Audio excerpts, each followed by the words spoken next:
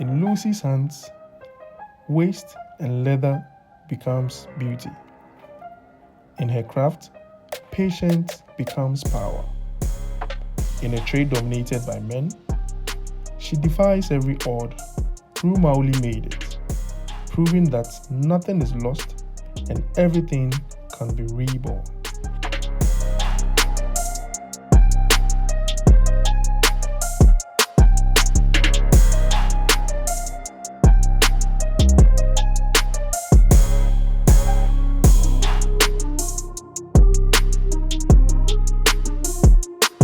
Hello. Hello. Hey, Lucy. Good afternoon. Good afternoon. How are you doing? I'm fine, thank you. Your place is loud and calm at the same time. Listen, I've seen all the amazing work you've been doing online. Thank you. I've seen the art. I don't think it's just shoe, right? I think that Yes. you're making arts. And so today I'm here. Okay. So we have like a conversation, Good to have and you. then I'll be your apprentice as well. No problem. Works? Yes. Okay. You can do it. When I saw your profile, right? I've been following you for a while, Okay. and I see Mawuli, right? It was later that I found out about Lucy. Yeah. So Lucy is your name. Yes. Is Mawuli your name as well? Mawuli is also my name. Oh, okay. So it's not just for the brand. Oh, not just for the brand. Mawuli is also my name. Although Mawuli is not on my certificate, Okay. but growing up, they call me Mawuli. Maybe when I do something wrong and, they want to scream your name, that's when they'll call that Mawuli. Mawuli. Once they call Mawuli, I already know I'm in trouble. Trouble. You see? So then I why already did know. you choose Mawuli for the brand name? It's a brand trouble. No, it's not trouble because the name Mawuli itself is not trouble. You see, and I can't use Lucy. Okay. Lucy footwear, it doesn't make any sense. So I felt like I want to be authentic and unique, and I'm like, okay, it should be Mawuli made it, Mawuli footwear. Okay. And being that Mawuli, mainly men bear that name, and when I tell people, oh, my name is Mawuli, they're like, how can a lady be bearing Mawuli? I think Mawuli is unisex. Yeah, my dad said it's unisex. Ewe names are unisex. Yeah. But a lot of people here in Ghana, they try to tell me that, oh, it's mainly a man name. I think people who are not from the Ewe tribe, and mostly, I think all the Maulis that I know are men, but I think it's unisex. Anybody can pick up. And the reason why they gave me the name is because they feel like they said I was born by miracle. Let me put it that way. Okay. So they are trying to thank God for the miracle child He gave them. So that was the first name they called me in the hospital before Lucy. It was Mawuli. So a miracle baby. To them, it was a miracle. So it makes sense to, name your brand. Yes. That's right. So if I want to get to know Lucy, how would you describe yourself? Who is Lucy? For people who are watching you for the first time, what would you say about yourself? Okay, I would say a lot of people think I'm Nigeria, first of all. Yes, I am. I will not deny that. I grew up there almost all my life. I schooled there and everything before relocating to Ghana. And another thing people don't know is that I studied fashion and textile in school, in the Polytechnic, yes. It wasn't because I love fashion. I was asked to either withdraw my admission or come back the next year or pick another course to study because I applied for mass communication and I think the department was full and all that, so I had to pick fashion instead of computer science. and I studied fashion in the Polytechnic, fashion design and clothing technology.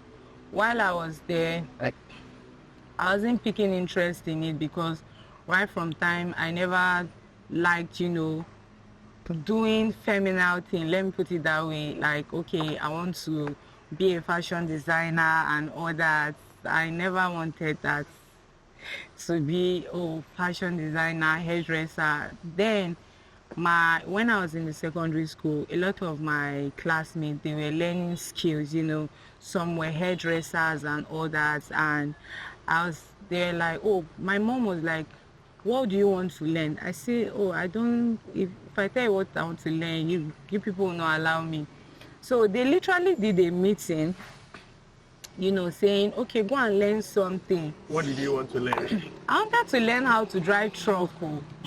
Yes. Okay. I wanted to learn how to drive truck. And they're like, abomination and all that. You are a lady, this one, that one. And I was like, okay. So when I even got this admission and I was studying fashion, they were happy because they're like, at least what even gave me the morale to, keep up with my studies was shoemaking. Okay. Yes, shoemaking, and still they were against it. My family were against it. When I was learning shoemaking, they were like, my aunt, there was one of my aunties that said she would pay for me to go and learn how to be a nail technician and all that. And I told her she will waste her money because I will not pay attention. And it's not something you like. When I was leaving, like, she literally told me I'll come back and ask for her help. And I like it when people dare me. Right. I love it when people dare me. Maybe I'm trying to do something and you tell me you can't do this. Bring it on. It gives me the morale to do it. So, and I did it, and now we are here. So they were trying to discourage you, not knowing they were pushing you. One thing they always know about me is that you can't discourage me.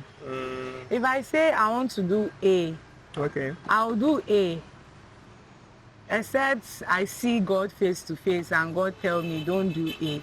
I'd rather do that A, I fail at that A, than doing B that you want me to do. Because I don't live my life on validation or what people will say.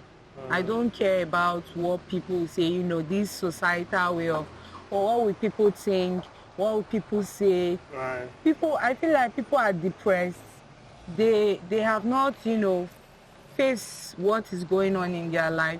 So when they sit down to talk about, this person is saying so thing about you, I feel like I'm important, because if I'm not, you will not leave whatever you are doing or whatever is going on in your life to start monitoring what I'm doing. Right. So I admire it a lot when people do that, or when people talk. Like, I literally used to say, there was one time, I was doing something, and like this platform slippers, a lot of people, some of the design I make, the shapes, okay, it might look funny to some people. So I was doing it at home one day, and somebody told me, which kind design be this? It's not your regular. People go talk, and I was like, which people? People where they mad. You understand? Because I feel like, who are the people? What do they want to say? I'm doing my thing here, and I'll now start thinking of what people will say. But you're actually doing the shoes for people, right? I'm actually doing it for people. So you don't think what they think is important? Yeah, I do it for not just one particular people. I do it for different people. I do it for, people that are normal, people that are, the people society see as abnormal. Okay. I do for them also. Conventional people. Exactly. So I don't just do the regular day. I do the day-to-day footwear, and I do some you wear occasionally. Yes, you wear them occasionally. You can't just wear them to go and buy kose bread or kose For animeko. special Exactly. events and occasions to Uh-huh. make statements. Right, just Statement like piece. yourself. I see. So take me back to when you made your first pair of shoes. How was it? How did you feel? In Ghana here, I mean, your ever first shoe you made, you did fashion and then you started shoemaking yes. and then of course you will have to make shoes. So when you made your first pair that, wow, this is something that I created. How was it? Take me through it. It was actually amazing because, should I say, I'm a slow learner. Okay. I take my time to learn something. Like if maybe you are teaching me something, somebody else might learn it within the space of 2-3 days, but it might take me like a week because I'll keep on coming back to see, or I'll disturb you a lot. If you ask my tutors, people that taught me shoemaking, they will tell you I disturb a lot. I ask questions. I ask a lot of questions. And when I finally did my first piece, it was in Ajegule in Lagos. And that day, he was excited. They were all excited for me because I was always watching, even when others were doing, I was always watching. That was the very first pair I made before I did advanced shoemaking. But that first pair I made, it didn't come out the normal way that you see when an apprentice is learning and their first pair, it has flop kind of. My own flop was not very obvious. Okay. Yes, because even a lot of people at my workplace then, both my boss is like pro shoemaker pro. They were really like, oh, Impressed. yeah, they were impressed. And even if I don't show that excitement deep down, I was so happy. Like my head wanted to blow. Like finally, I got this. Did it? And that was in what, Nigeria? Yes, it was in Lagos. So who did you sell it to? Did you do it for yourself or? I gave it out. So when the person was passing that day, she said, oh, she liked these slippers so and all that. Who made it? So they said it was me. Since I made that slippers, I kept it. Like I kept it. I did other ones. I sold those ones, but I kept that one. So when she came and she was like, she don't have slippers she wants to wear to a party. You get. So and I was like, I was just looking at her when she was talking, and when she was done talking, luckily for her, it was the same size. She was begging somebody to make footwear and dash her. So I now told her that she can have it. Everybody was looking at me that I keep these slippers since I mean, it's a crazy move. I remember when I did, not sell it. I was into editing and, all that. My first edit, I did a retouching of my picture. Yeah. I framed it. I was so excited. I framed it and I still have that frame up to now. Oh, So for you to give it out, I give out things. I mean, if you had kept it, you could even sell it for like $1 million later. Yeah, I did. I don't keep things like that. Like I don't really hold things too dear to me because I'm not saying, I feel like, you see, this life is unpredictable. Well, people go out every day and they don't return home.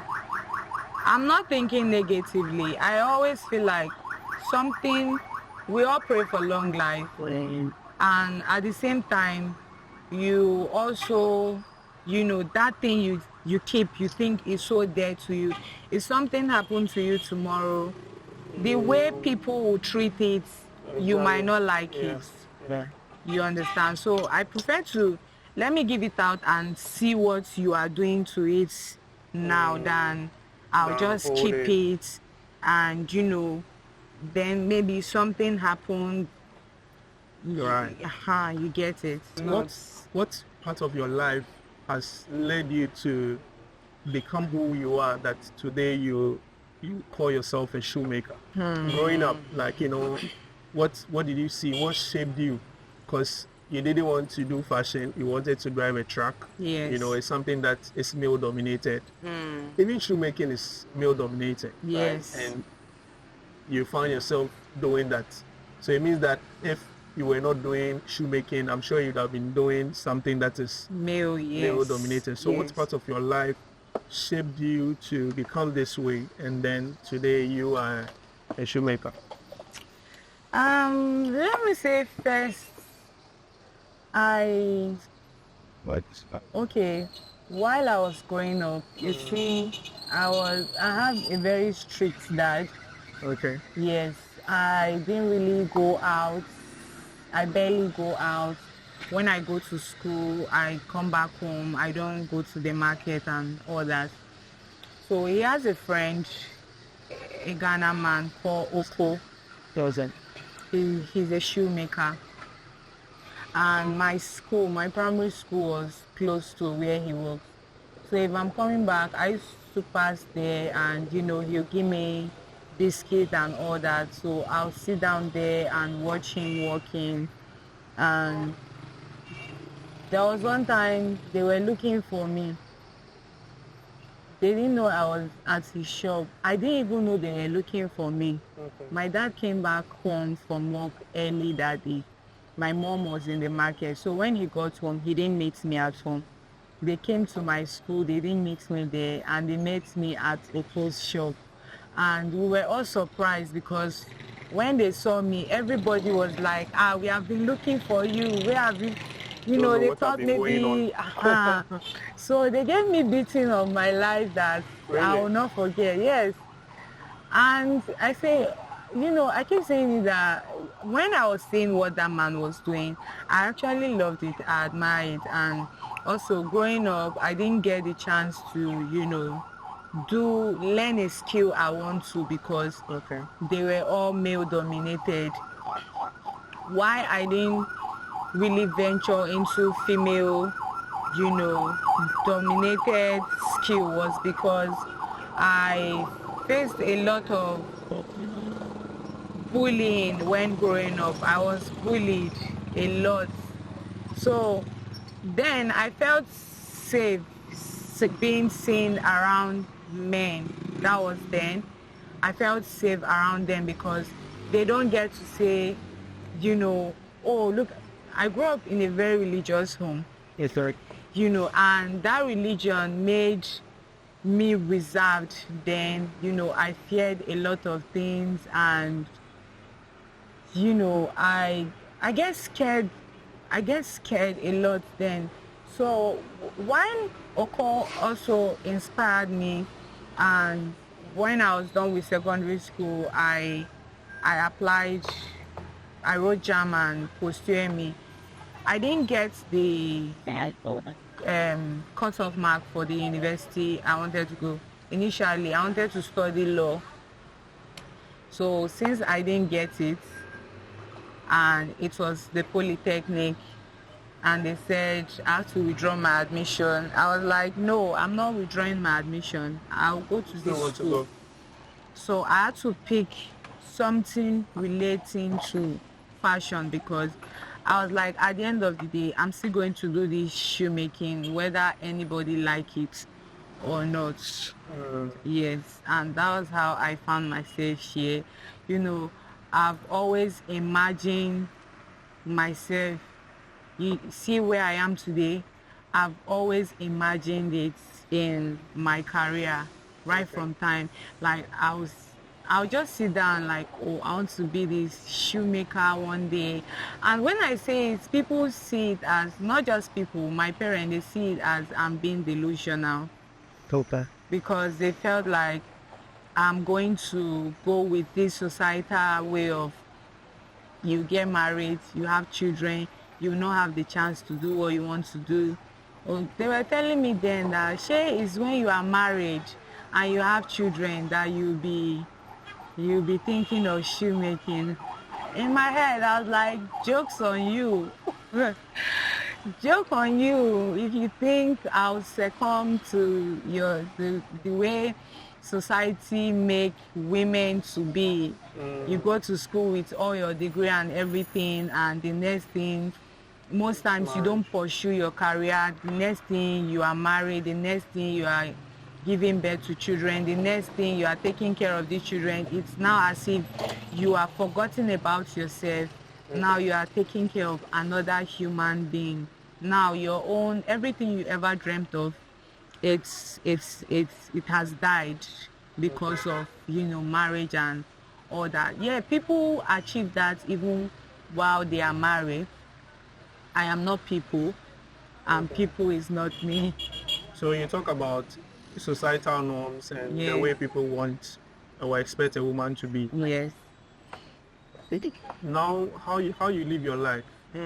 How would you describe your life right now? Do you talk about marriage?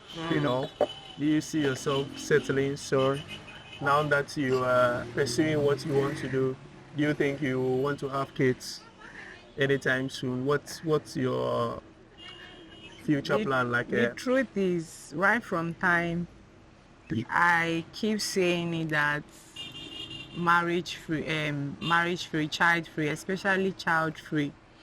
And when I talk about say again. marriage free and child free, yeah, it means that you are not interested in getting I'm not interested, or even having children. especially the children. I'm not interested. Why? I'm not just interested. I feel like I love myself so much, and anybody giving birth to a child have enough love to give. Yes, because I feel like you have enough love to give for you to bring, like, carry this child, especially as a woman, get pregnant with all the things. You don't have enough love to give? I can't share it. Yes, let me put it that way.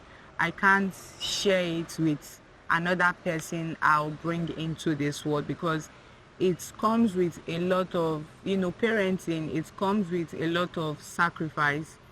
And as I am now, I am not ready to sacrifice for anything or anybody aside myself. You might say it's selfish, but it's just me. I can't sacrifice. I can't do that kind of sacrifice now. Okay. Yes. Now I cannot. You think it will ever change? I don't know. I might outgrow it, because, as we age, a lot of things, we used to say, or things we do, we see a different perspective to that life. So that's what I'm saying for now. No. Yes. You're going to change your mind. Yes. In the near future. In the near future. But for now, your love is not enough to share. It's not. But is it enough to create shoes? Too much to create. So what part of yourself should people see in your shoes? Because it looks like it's very dear to you. Yes. So when people see your designs or they wear your shoes, what part of you do they get out of your designs? You see, I've always loved chunky footwear. Why? Because I'm a big foot girl. Okay. And growing up then, you hardly get heels for my size. Okay. So when I started doing shoemaking, I started making chunky footwear. And people are like, oh, who wear this type of footwear? This one now old school and all that. And I like it then when people were saying, oh, now old school, because it's old school to you. It's what I like.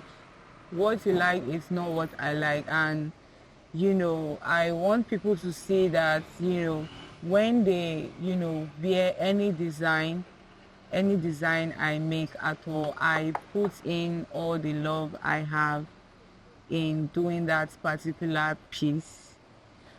I put in all the love. I like anybody that is looking for love from me. Okay.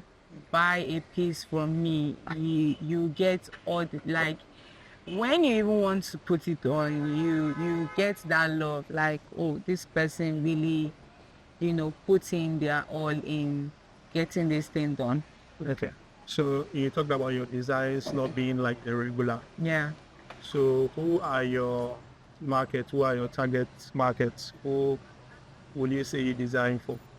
I design for everybody. Uh, Yes, I design for everybody. The weird people, the normal people, everybody, day to day, occasionally. I design for everybody. I design one of one piece. okay. Yes. One of one. What do you mean by Yeah, that? like a design that you can't just see it anywhere. Okay. Yes. Recently, I'm working on a series of, on footwear that you can't just find it anywhere. Okay. Not even Gucci or Versace. Wow. Yeah. Okay. So what part of your craft or your design do people not see? Yes, I get difficulties in sourcing materials. Okay. The truth is, the market is limited here. The market is limited, and most times I buy from Lagos. Okay. Yes, I'm buying from Lagos, even though it's cheap, it's affordable. Transporting it down here is the issue, is another problem. And also, I'm grateful for the fact that I don't get to experience lights out all the time. And another struggle per se is when, other people, the shoemaker, Okay. they see my work and they're like, who did this for you? I'm always shocked when people say that, who did this for you? I'm like, who? Who? Who is the who? Do you get? Now I don't see it as struggle because I see it as is who they are.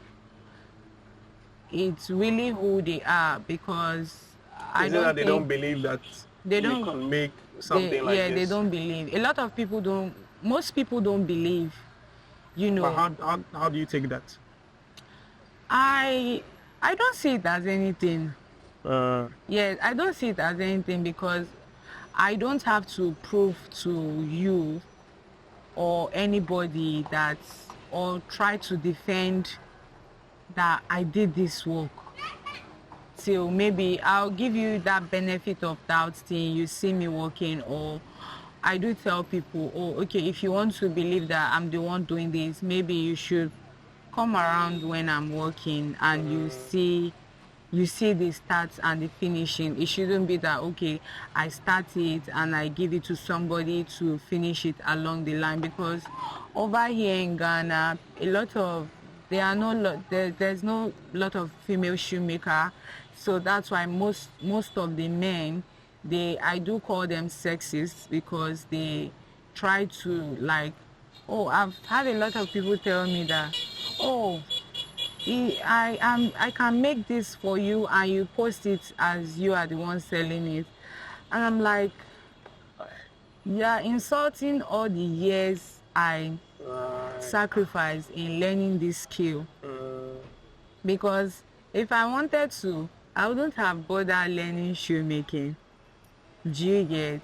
So that one is another struggle on its own, and also sourcing materials is a big struggle because the market here is limited, and I wish the government can do something about it.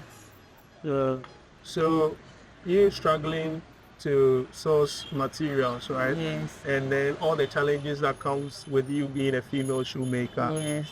What innovation have you, come up with to address that challenge as well? I mean, when it comes to materials. Shoemaking is evolving. Okay. And you can't just depend on leathers. So recently I ventured into sustainable materials. I'm like, okay, back in the days when these leathers were not there. People wear footwear, Right. and they use what is around their ecosystem to produce this. So I ventured into upcycling. Okay. Yes, upcycling, source materials from not just clothing, although it's people make clothes out of it. Okay. Like I said, I want to be different. I always want to be different. So I I ventured into a new sustainable material that I'm working with. So what are some of the materials you work with in recycled? The recycled material I start working with is jute. Okay. Yes. I've seen those designs. Yes, the cocoa sack, Okay. not the already washed, like the real real cocoa sack. You see, because I thought of it as, okay, this material, this sack, people use it and they just throw it away and all that. So I thought of it that this sack, I think, is imported into the country, right? Okay. And it comes with cocoa and grains and foodstuff, and people transporting it from ship to truck, and people carrying it on their head, their shoulder, taking it to the market, and later on disposing it. And even with that, the sack is still very strong and durable. So I was like, if this sack can go through all this and still remain authentic, I can also use it to make footwear to carry these same people, that these same people that drag this bag on their back, on their head, because people that carry them, I'm like, it will not be bad they wearing something made out of this thing. You get it's how do I put it? They might not even think of it that, okay, one day they are wearing a jute sack slippers, or you are going out for an event and you are wearing a jute sack footwear, not made with just leather but jute sack, and it's authentic, it's strong, and you get to think that, okay, because a lot of people think after the sack is being disposed, it's no longer in use. You see, people just dispose it anyhow, and they when don't you even see those sacks, what you do they see use it? you see it as dirty, and I don't see them as dirty. I see them as something that can be used, like can still come back to life. Okay. Yes, can still be used. So apart from the sacks, what other materials do you recycle into your designs? Clothes, let me say, yeah, used clothes, the what do they call it, the false clothing. Okay. Yes, I also use that. Like I said, working on a series Okay. on recycled material, using them to make footwear. Okay. Yes. So like a series of designs. you Yeah, mean? series of designs, with upcycled materials. So is this something that is out there yet? No, it's not out there yet. Okay. Yes, it's not out there yet till 2026. Even if I'll bring it out, it's just like a tips of the iceberg, to know that, okay, this is what Mawuli is making, trying to promote our ecosystem, because you go to the beach these days, you see some of these clothes, some of this sack are there, which is not supposed to. So if we are actually making use of this material, recycling them into use, it won't be scattered all over the place. You get. So seeing trash and turning it into designs and making something beautiful out of it, how will you relate it to you your personality? You see that thing, you see when the Japanese people talk about wabi-sabi, What's that? wabi-sabi, like something beautiful can be made out of ugly, like an ugly thing, something beautiful is made out of it. Okay. Yes, it's wabi-sabi, and it's how my life has always been. When you think, oh, this thing will not work out, like I said, my family, they don't want me to do this, what I'm doing. Whatever I'm doing now, I'm using my free will to do it. Yes, let me put it that way. And it has always been ugly till it starts coming out beautiful. I invested the little money I had in buying materials.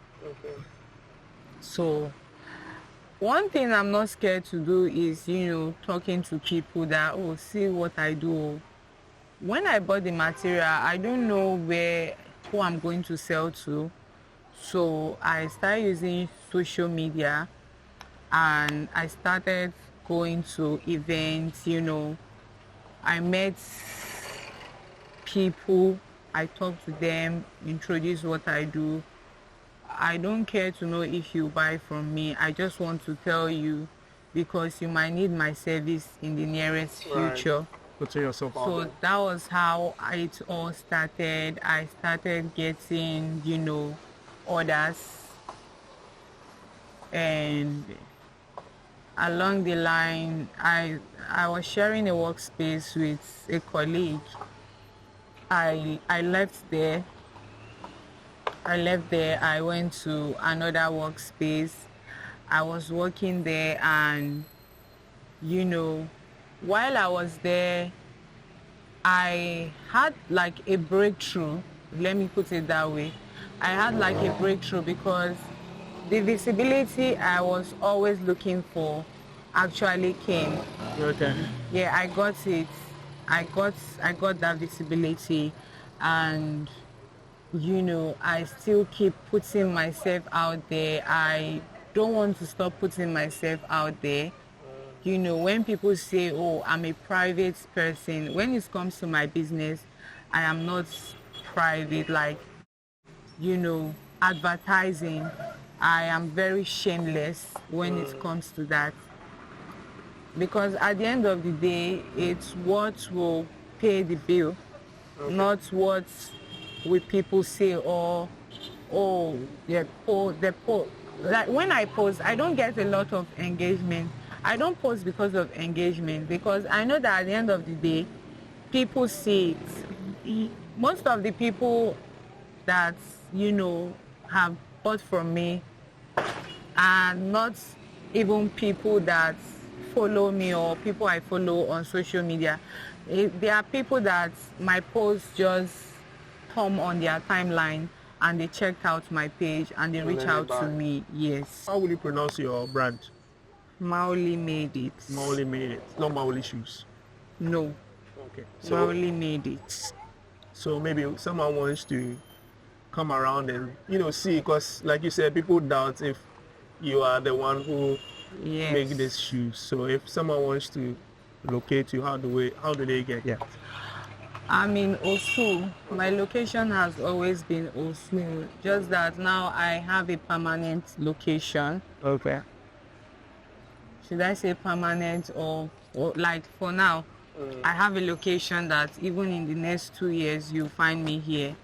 Is Osu Labadi Road, or when you get to the Mix restaurant Osu, you will see me beside the Mix. Yes. Also, you see me there every day, except Sundays. Every other day, I'm there. I'm here. Okay. And then on the social media, Mawuli _ made it. okay. Yes. Everywhere. Everywhere. I'm not on Facebook, Okay. Instagram, TikTok, and Twitter. Mawuli _ made it. Yeah. So away from social media and interaction with customers when you are alone with your tools and your leather, your source materials? What do you say to yourself What do I say to when you are myself? alone by yourself with your equipment and stuff? I always say to myself, I want to mesmerize people with the work I do. Yes, I want somebody to look at my work and you look at it for a very long time, observing it and asking me a lot of questions. Yes, that, oh, how did you do it? How did you come up with this idea? What motivated you? Really, nothing really motivates me, should I say, aside poverty. Nothing motivates me. I think a lot. Like, I think a lot, like in my head. I Typically be thinking about. Especially footwear. When I walk on the road, I look at people's leg a lot. And I'm not just looking at their leg because I admire it. I'm thinking of design I'll bring out of this person feet I see and this other person. If I join this design and this design, what will be the outcome? So most times I'll just sit down, like do a flashback in my head and like, oh, I saw this design and I saw this design. Let me try drawing it out. I have a lot of patterns I've drawn that I've not really made footwear out of. They are just there because I'm not rushing. You see, this shoemaking I'm doing, it has come to stay. It's not something I'm doing for the main time. It's a long-term business. It's a long-term, should I say, like a generation. When people say generational thing, it's what I'm doing. So I am not rushing to, bring out all my designs or trying to like, because I'm still Do you think growing. that the time is not right? People might not understand the design, or what is it? Oh, I think it's not because people might not understand, because at the end of the day, a lot of people will still understand the design. But I just feel like, I have my own timing. Okay. You get, and if I'm bringing out a piece, I don't just want to bring out one piece and everybody will be like, oh, this is nice and all that. I want to bring them out and you start asking questions that, oh, how did you do this? What prompts you to do this? I've never seen something like this. You see the way when people see years design, Right. and they start asking questions that what's this guy they always think Because when when I asked you the question about if people would not understand, yes, designs came to mind. Because it's timing. The first time I saw one of your designs, I was like, this is crazy. I don't think people and in the matter of few months it was Exactly. everywhere. So I see it as the same thing that, it's not matter of will people buy or will people like it. Or I see some of my work as art piece. You see the way artists, they preserve their work. Right. They don't just bring it out. It's the same thing I see in shoemaking. Yeah, I bring out other pieces, but there are some that are really there to me that I can't just bring them out. Because I always like when people ask me questions that, oh, how did you do this? Did you see this design anywhere and all that? And it makes me even want to do more that you've not seen before. Okay. Like, not that you've seen it, but it's a different thing entirely. It's not your regular. Not your regular, exactly. Right. So where do you want to take this, in the next 4 or 5 years? If I should come back to Mawuli Made It, Yes. to your workshop, Yes. what should I see? you see a footwear academy. Okay. Yes, right from time, I've always, like I say, I think a lot about, things people don't even think about. I want to have a footwear academy, and also I want to make, I want more women to be involved in shoemaking, because I'm not saying I know I'll have a shoe factory in Ghana. I will have it. I don't know how, but I'll have a shoe factory. And when you are planning, or you have, these type of things mapped out, you can't do it alone. Right. So not recently, I started thinking of, mainly the juvenile prison and the women prison, because I saw it that a lot of these women, they are just there, even the ones that have little time there. I don't know if they are doing anything, learning a skill there. They'll come out, and most times they face rejection from society. Okay. Yes, a lot of them face rejection that might even make them commit a crime and go back. They prefer to be in there. I'm just saying, but I would like to, have like a skill learning center there, Okay. so that even if the government, they have like,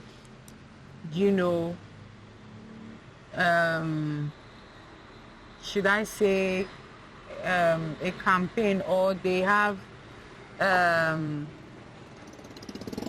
trying to look for the word, Like a program. like a program or an investment scheme, Okay. and it regards footwear, fashion. These women can actually produce in large quantity, and it will be affordable, and if possible, they are being paid, or the money is also being used to feed them. At least they are not just there, they are doing something, they are making themselves useful, so that by the time they are coming out, they are not just thinking of, oh, what should I do? They can easily work in a shoe factory. They can easily work, another person, a shoemaker can employ them. They can also start their own business. Right. You get, instead of them just sitting there, coming back to the society and facing that rejection. Right. Yes. So it's something you want to. Yeah, it's something I want to do for Only for women. women. You won't take a man if I want to come in.